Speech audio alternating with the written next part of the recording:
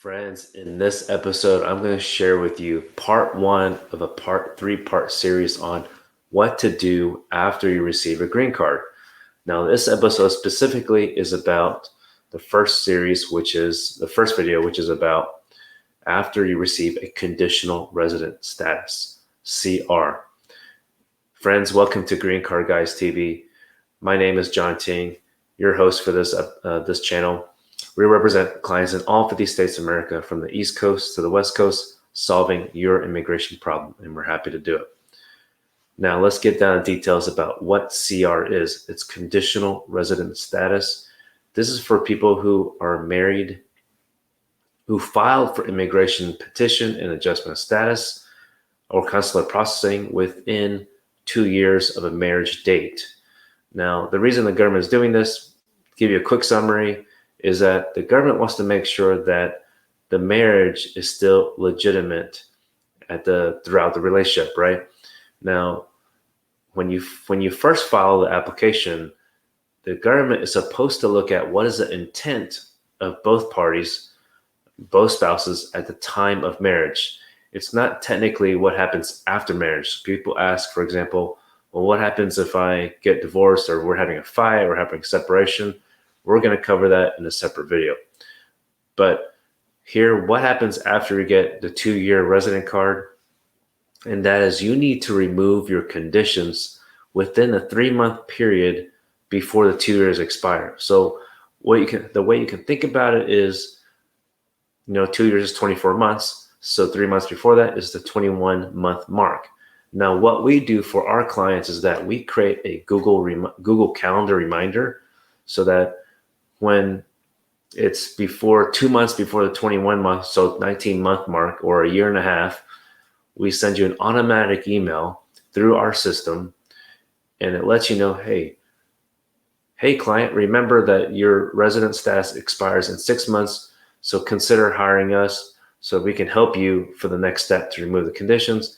And here's why this is important, of why we remind our clients, is because, number one, we're very prepared. We don't wait until the last second, because we don't want clients saying, oh, shoot, we didn't really continue to gather marriage evidence throughout the last 2 years. You need to do that, by the way. You need to continue doing that, especially if you have a joint account. I've heard of some people create a joint account simply because of the first immigration application to get status, and then they just let it go. Even though they're still married and they're having a life together, they just don't use it anymore. You have to show transactions on your joint bank account. And that's just one type of evidence. There's so many other types, but I wanted to share that, okay? That's the least you could do to prepare for your next application. Now, the thing is that this is, very important, because we've had cases, people come to us and say, John, we forgot to file the application to remove the conditions.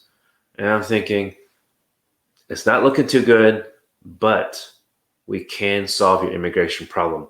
We still file your application. We provide the appropriate information to USCIS. And fortunately, in all our cases, I cannot guarantee for your case, but we've been able to get approvals based on this type of situation, even after the 2 years already expired. But don't think it's just going to be gravy and nice, easy for you, smooth. There could be a situation where the USCIS will refer your case to the immigration court. That's also called Executive Office of Immigration Review, aka immigration court, where the government is trying to deport you, remove you from the United States. So this is where we come in to solve your immigration problem. But this video is to give you a heads up on why you need to file the next application to USCIS to remove those conditions. Okay, friends, so again, this is about removing conditions before the 2-year mark, okay? And friends, if you're new to our channel, consider subscribing down below, because if you do that, you can get a free 15-minute preliminary discussion. You can call into this number, 346, or you can text if you're at work. And if you do have time, you're at work or you're at a computer, fill out the intake form down below in the description box. It starts with Ting Law. And friends, the other thing you can do when you do call in is you want to provide our not so secret code green card guys. And our cares team will get in contact with you within 24 hours of the business day and schedule you for a free 15 minutes preliminary discussion, because we understand everyone's financial budget is different, and we're clearly trying to just share tips here, right? We're trying to point you in the right direction, even if whether or not you have a case that we can help with or not. We just want to point you in the right direction. So friends, until next time, please continue wearing a mask. Take care now.